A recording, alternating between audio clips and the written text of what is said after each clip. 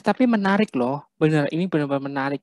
Karena kalau kita melihat bagaimana perkembangan Indonesia yang juga punya sorotan tentang healing, ini juga bisa kita lihat bahwa oh ini nggak hanya tentang healing yang ada di Barat gitu, yang biasanya dekat dengan kemajuan teknologi atau sains juga, tapi kita juga mungkin bisa mempertimbangkan sisi-sisi Indonesia yang indigenous. Mungkin ada pengobatan baru di Indonesia yang mungkin belum terangkat gitu. Dan itu menjadi sesuatu hal yang modern sebenarnya. Itu juga menjadi sesuatu hal yang dikatakan kontemporer kan. Kontemporer itu kan bukan hanya terkait dengan sekarang ya, tapi juga bagaimana sesuatu hal yang tradisional itu yang masih ada nilai itu ketika dipertemukan dengan modernitas atau pasca modern itu menjadi sesuatu yang kontemporer, itu menjadi sesuatu hal yang menarik gitu. Kenapa ini menjadi pertanyaan penting dan juga bisa jadi tesis disertasi? Karena ini saya berangkat ketika membaca buku ini, Amanda itu sebenarnya ketika menulis buku ini, itu menyajikan sebuah deskripsi yang menolong dan juga kalau bahasanya skillful gitu ya, yang terewajantahkan ke dalam berbagai praktik-praktik penyembuhan yang bisa saja berangkat dari 2000 tahun yang lalu. Bagaimana Yesus ketika menyembuhkan orang-orang, ini juga diuraikan kan di dalam buku ini, itu juga termanifestasi dengan beragam hal seperti itu. Tetapi memang mayoritas ketika menyentuh soal bagaimana seseorang itu diampuni dari dosanya, lalu dia menjadi pulih seperti itu. Dan ini bisa menjadi diskusi yang menarik berikutnya soal apakah orang yang sakit itu berarti dia dosa, apakah healing itu terkait langsung dengan pengampunan dosa seperti itu. Itu bisa menjadi pertanyaan yang bisa kita gumulkan, yang kita bisa mungkin jadi tesis juga ya. Apakah healing sama dengan pengampunan dosa seperti itu. Lalu sedangkan generasi sekarang yang bilang healing itu apakah berarti artinya dia mau dipulihkan dosanya atau enggak? Nah, itu juga menjadi pertanyaan yang menarik sih seperti itu. Tapi kalau kita lihat apa yang ada di balik itu. Nah, mungkin sebagai pendasaran ya ketika membaca buku ini, ketika berbicara tentang healing, Potterfield itu menyajikan bahwa itu sentuhlah di wilayah ide, ritual, pengalaman. Seringkali orang hanya masuk ke pengalaman, tapi nggak lihat ide apa di balik healingnya itu, lalu ritualnya apa. Karena itu komponen tidak bisa terpisahkan ketika mau baca ini. Nanti teman-teman mungkin bisa lihat di bagian pendahuluan, lalu juga ditekankan juga di bagian akhir. Bahwa lagi-lagi ketika menjelaskan ini, saya melihat dari sisi ide, ritual, pengalaman. Karena itu akan memperkaya kita ketika memakai kata healing. Karena kalau lihat kan, tadi Kak Evi mengangkat bagaimana contohnya dengan daun, seperti itu kan. Nah, dari daun itu kita bisa lihat apa ide di balik daun itu. Gitu. Kenapa menggunakan sarana itu? Dan kenapa orang itu butuh healing itu? Lalu ritualnya bagaimana? Lalu juga yang terkait bagaimana dengan pengalaman yang muncul ketika proses itu berlangsung atau mungkin pasca healing itu. Kita kan bisa gali lebih jauh kalau pakai skema berpikir dari Potterfield ya. Ini akan memperkaya gitu ketika membaca ini.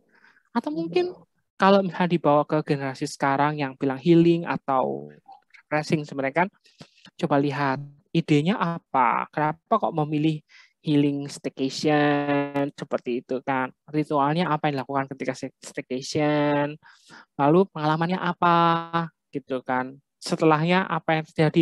Jangan sampai loh seringkali kalau teman-teman di sekolah sering bilang gini, healing lalu nanti jadi killing gitu, healing jadi killing. Tahu nggak istilah maksudnya apa? Healing tapi endingnya killing. Ya gimana nggak killing? Orang misalnya staycation, bayar hotel, bayar makan, seperti yang awalnya misalnya pakai paylater atau kartu kredit gitu atau mungkin tabungan, tapi berikutnya jadi killing, jadi terbunuh dengan cicilan seperti itu ya, lalu dengan ya macam-macam gitu. Jadi kan yang awalnya mau healing malah killing gitu. Makanya bagi saya bingkai kerja Porterfield ini menjadi sesuatu yang penting sih. Ketika melihat ide, ritualnya, lalu juga pengalaman pemulihannya itu. Seperti itu. Gimana teman-teman? Mungkin bisa. Itu peringatan keras itu. Kalau saya nambahnya healing untuk flexing gitu kan. Flexing, pamer, saya lagi healing di sini, saya lagi staycation di sini. Jadi kalau healing yang saya lihat dan saya perhatikan di rohnya di zaman itu erat kaitannya dengan flexing gitu ya. Mau show up gitu. Bahwa dia model healingnya itu ke tempat yang Instagramable misalnya gitu. Di suatu pulau yang memperlihatkan alamnya yang sangat indah begitu ya. Jadi kalau dilihat dari buku ini itu sudah jauh dari makna penyembuhan komunitas begitu kan, yang erat kaitannya dengan social justice itu sendiri begitu.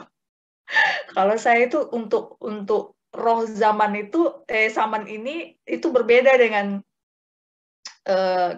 kekristenan di awal yang dibawa oleh misi kekristenan di awal, walaupun kemudian dia bertransformasi di perjalanan selanjutnya begitu ya. Yang lebih mengemuka itu ke flexingnya begitu. Adapun juga healing komunitas itu juga berkaitan dengan flexing ya. Kalau aku melihat, terserap pendapat teman-teman. Healing komunitasnya juga kemudian diperlihatkan dengan begitu masif, dengan begitu terlalu kentara, sehingga ketulusan di balik itu apa ya? Saya menyorotinya ini ke soal bagi-bagi uang di jalan gitu ya.